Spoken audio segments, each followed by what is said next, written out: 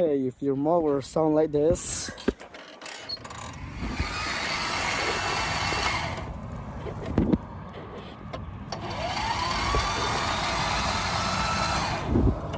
it's the starter. So you need to remove these bolts, take out the starter.